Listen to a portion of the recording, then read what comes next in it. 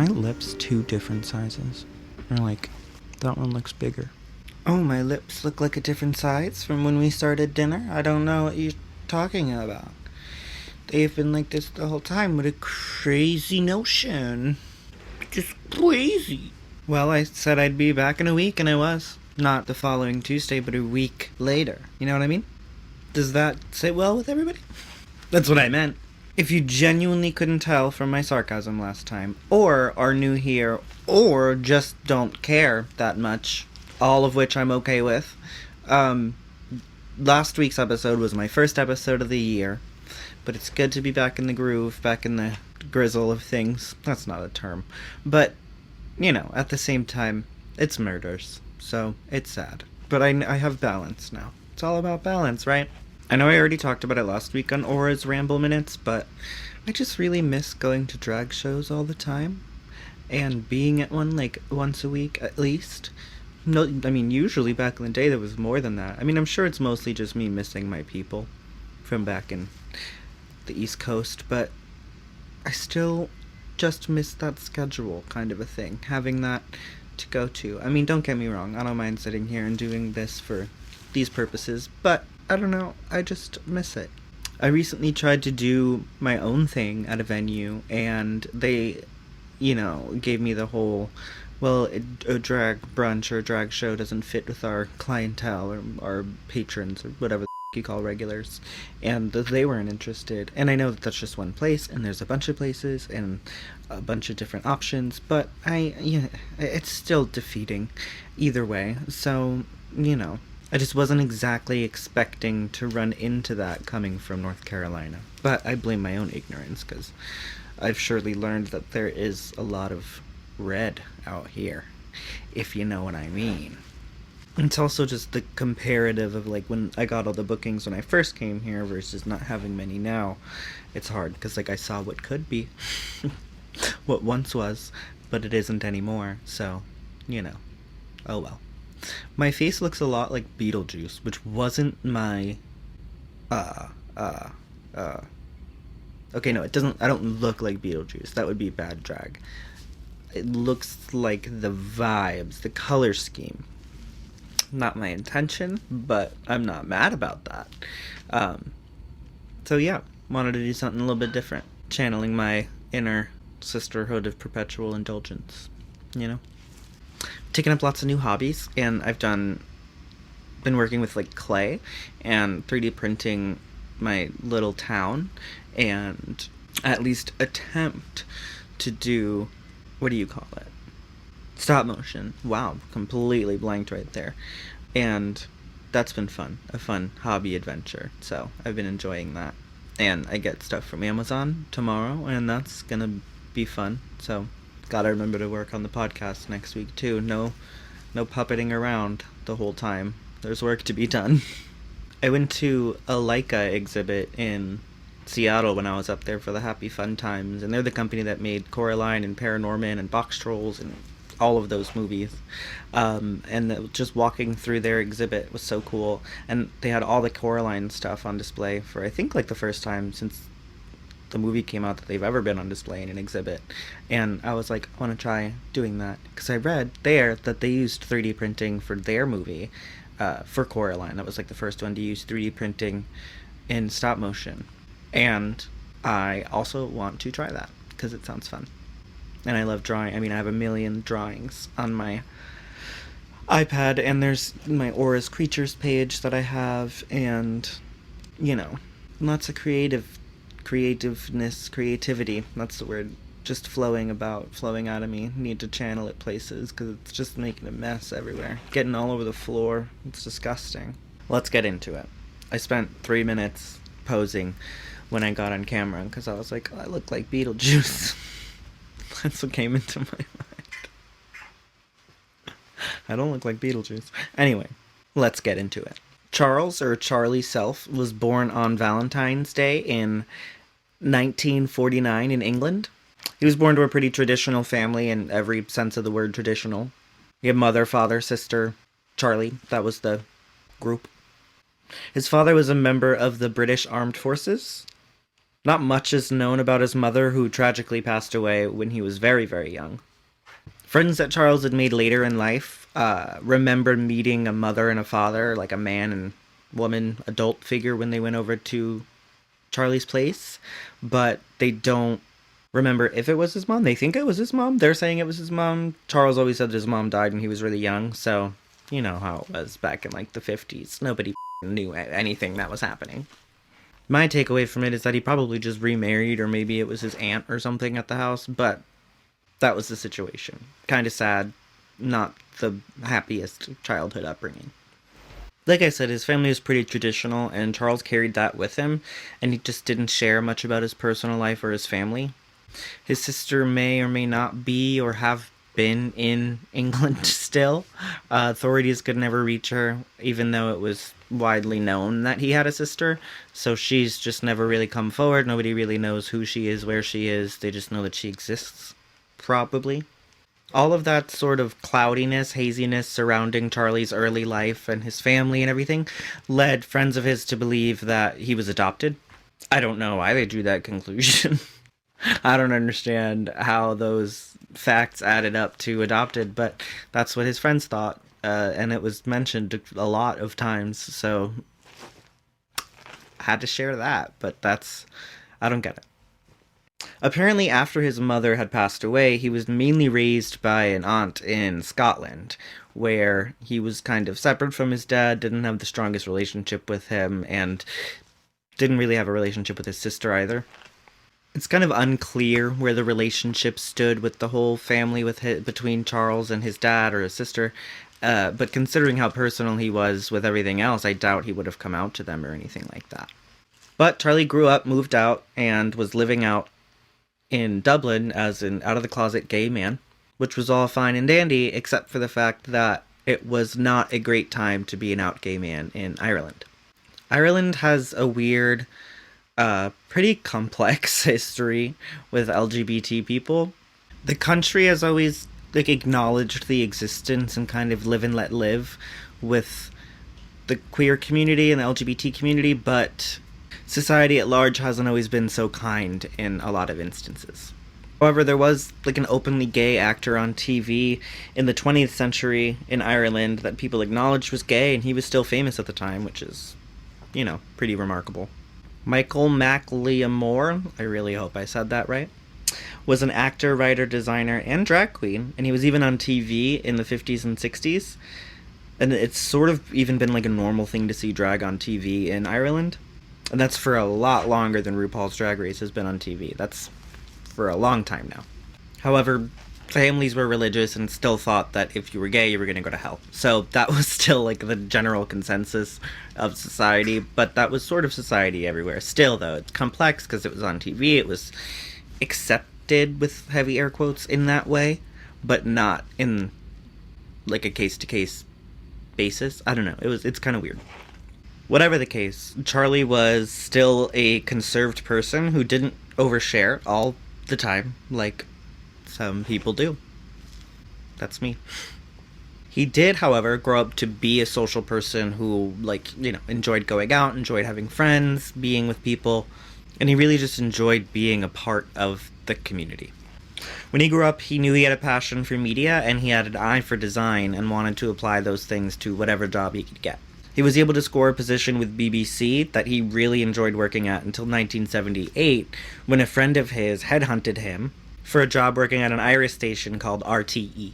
It was a really crucial time for television then, because it had just made the switch from black and white to color, so things were kind of wild. Things were changing a lot. Color was blown out on TVs a lot. People weren't necessarily getting the gist of how to do it, but that was something that Charlie was really good at. He was good at making television for the new color TVs.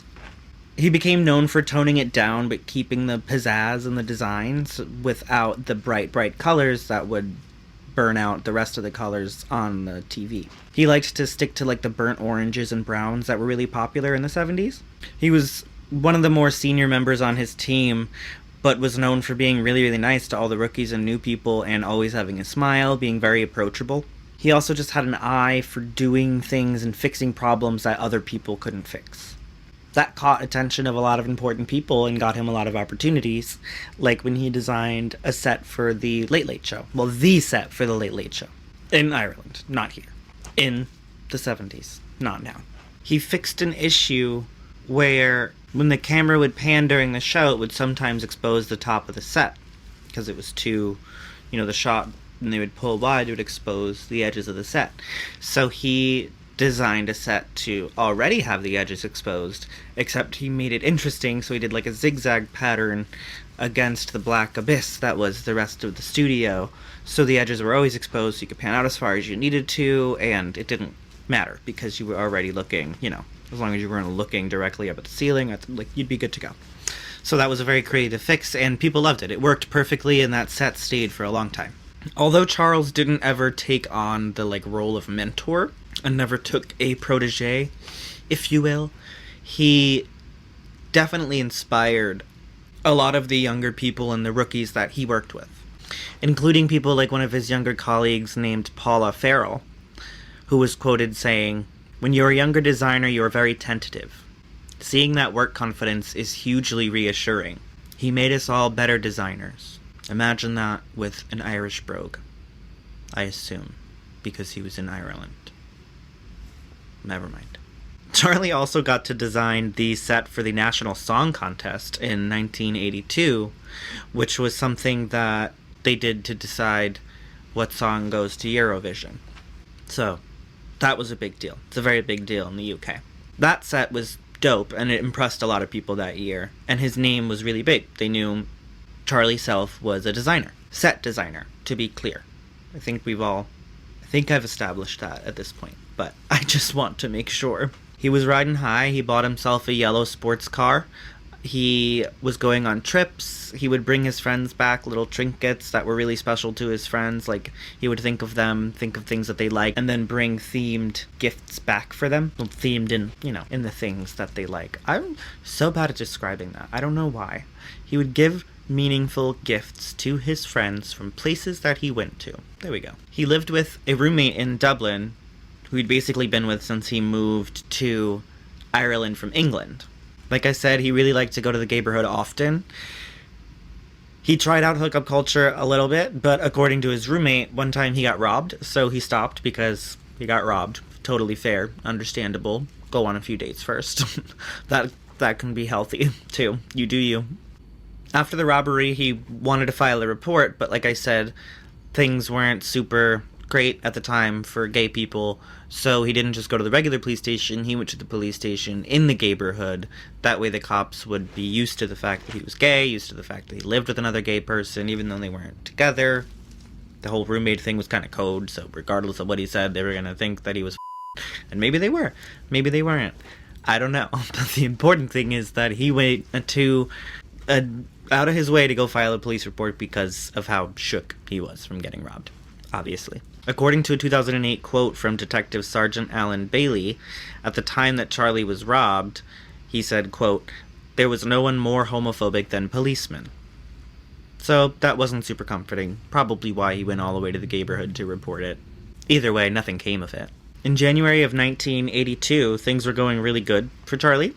He had a propensity to date twinks, according to his friends, and he had plenty of twink dates, and then got to design the set for Twink's Christmas special. I had to look this up. Not Twinks dancing in Christmas clothes. There's a singer named Twink that went by Twink back in the day, and it was her Christmas special. I was very confused. I think that she would get a kick out of knowing that her name means something completely different now. Or maybe she knew. Maybe she did it on purpose. Her real name was Adele King, which is a good name too, but she went by Twink. I get it. Anyway, Charlie's higher-ups were blown away by his performance on that Christmas special and were about to give him a big raise. On January 21st, 1982, Charlie was in very good spirits and decided to spend the day just being social. At some point in the afternoon, he had had lunch and a few beers with a friend and then went to a work meeting, presumably to get good news about the raise. He went out that night to the neighborhood to go on the bar crawl that people usually do. This is for the Dublin gays. I'll name the places he went because they were named. He had a few drinks at the Bailey's and then moved to South William and then to Dunn's. He sounds so Irish.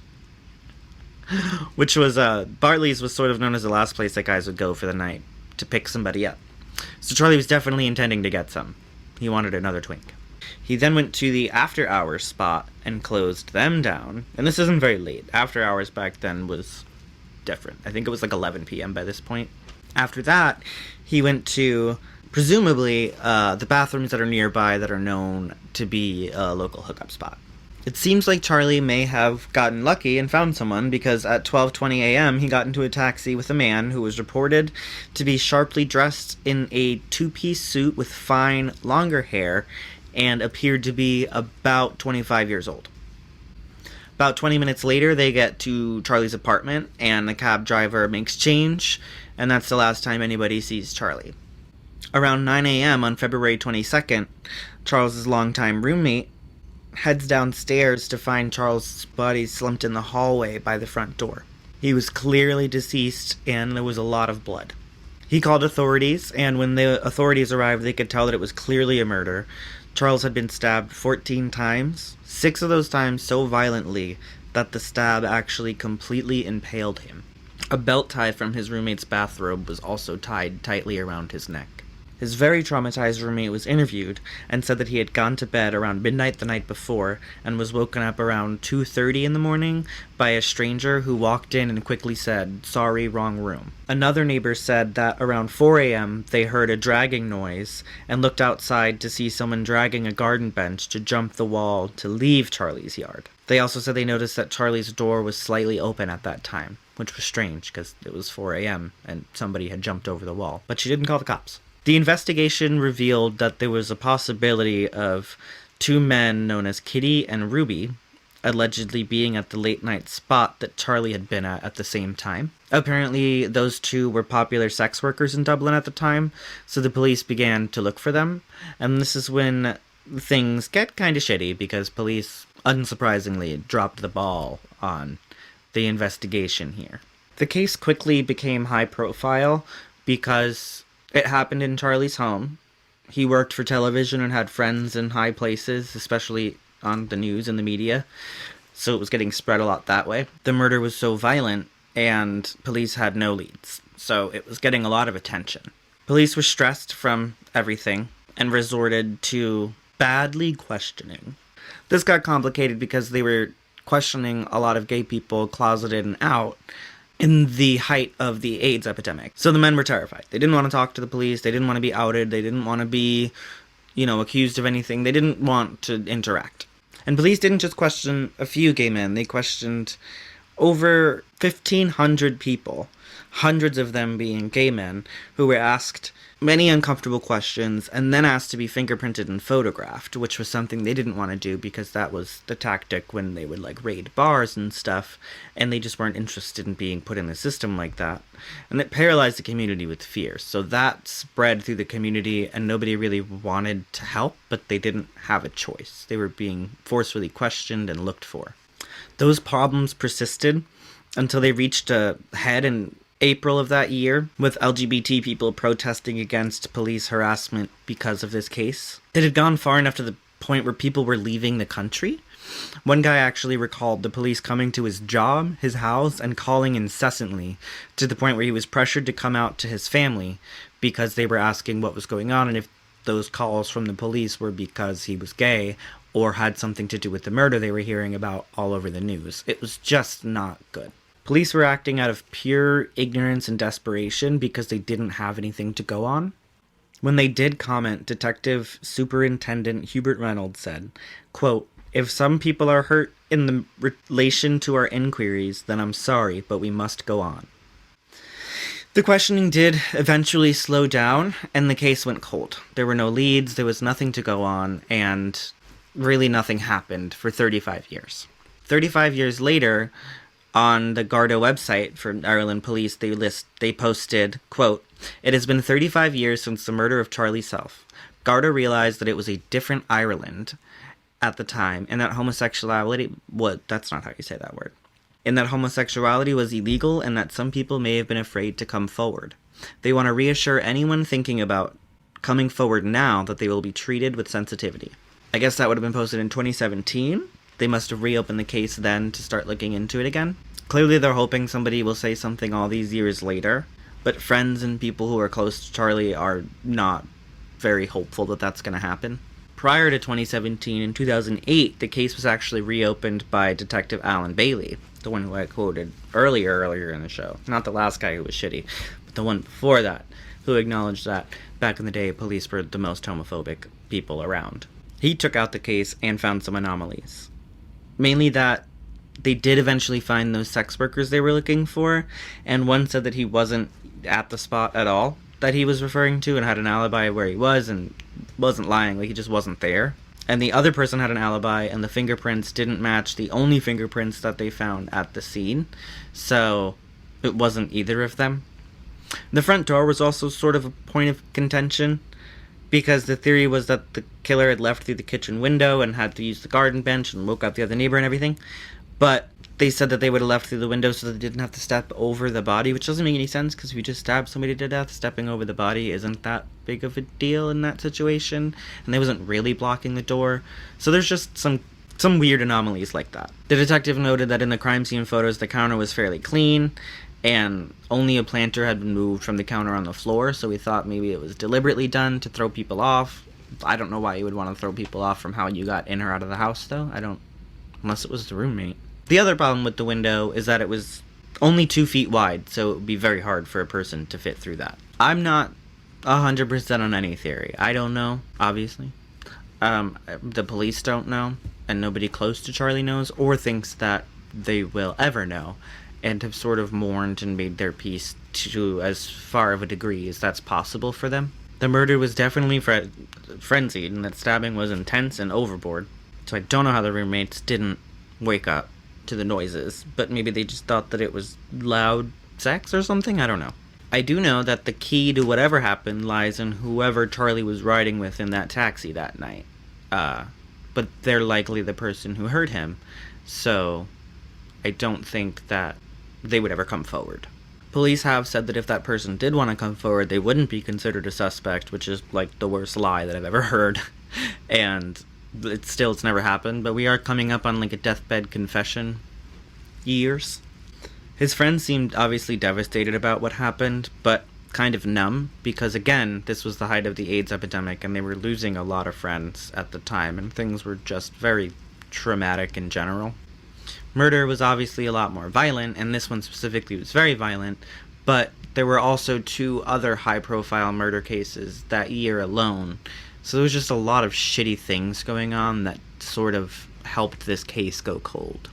His friends did, however, express that his art and work that he did as a set designer and artist doesn't get enough credit, and it's overshadowed by the way that he was killed and the media that followed that. I hope I did some of that justice today by sharing it with you, whoever's watching, out there. If you're not watching and you're listening, maybe check out the videos on YouTube so you can see it. I hope one day they can find whoever did it and close the case for the sake of his family and closure, but they have said that they don't think that's going to happen and that they've made their peace with that. What we can do, though, is still tell us his story. I can sit here and tell you about who he was and what he did, because it was great. He was a pretty cool guy. People seem to really, really love him, and still do. As always, I hope you take a lot away from this week. I hope you absorbed what I said. You know the story now. You know about Charlie. I'm going to try to fix last week's video eventually, because it's just didn't work. I exported it, but it only exported 4 minutes. So I uploaded a video, but it was only 4 minutes long. And that's not the intention. The podcast is 29 minutes. The video is 4 minutes. So I still have the original files, I think, on the SD card. If I don't, then it is what it is. Maybe I'll stop motion animate the rest of that one. But the important thing here is that we've all learned a lesson in not deleting things before we're sure they uploaded correctly. And this time, baby, I'll be bulletproof. And I won't let that happen. Well, that's what I got for you this week. Wait a week. And then the following Tuesday, there should be another episode of this show here that you like to watch. And I think that'll be a good schedule. rather than one every week. Maybe one day, but that was too much for me, obviously, because I've taken 2 or 3, or maybe even more than that, very long breaks at this point. And not that it's a bad thing. I don't mind taking breaks, but I would rather have some consistent content, because I have the wig collection to support that. I have costumes for it, and it helps me, hone my skills, paint more, get on camera, talk to you, take pictures, make content. We love it. I love it. You'll know when my stop motion takes off, because I'll start putting them at the end of these videos, just little blurbs, quick little blurps at the end. Obviously not on the podcast. Maybe I'll just make a separate YouTube channel. I don't know. I don't like the idea of making a separate YouTube channel, because I already have 6 Instagrams. One for me out of drag, one for me in drag, one for Murder's Drag, another one for my creature page, one called Aunt Andra, because I think that's a fun drag name character that I could do one day, and I wanted to get the Instagram for it. There's just a lot of that going on, so I don't think I need to do more. I think that I'll just incorporate that into the other things that I already do. Maybe just post that on Instagram. I already have Aura's Creatures. That's kind of the theme. I think that'll work. Okay. Scratch that. Look on Aura's Creatures to see more. Maybe when I do make one, I will put it at the end of this so that you can get a little taste and then decide if it's for you, and then you can go seek out more, because I'll make more and I'll put it there for you. I hope you enjoyed another week of me. I'm going to spend a few more minutes posing, because I did all this, and gonna get some content. So I hope you go do the same. Do this makeup too. Hair, costume. I want to see a bunch of twins on the internet. For every single view that I get, 16 usually, I want to see 16 clones of me. If you're watching this, or listening, as a matter of fact, I don't know how to get those statistics, but I feel like maybe more people listen than watch. I need you to look at my YouTube, watch this video, see what I look like dressed up, mimic the look, send it to me, and I will DM you with how I feel about it. That's the deal? Does that sound like a deal? Is that a good enough payoff for you? Okay. Well, either way. See you next time.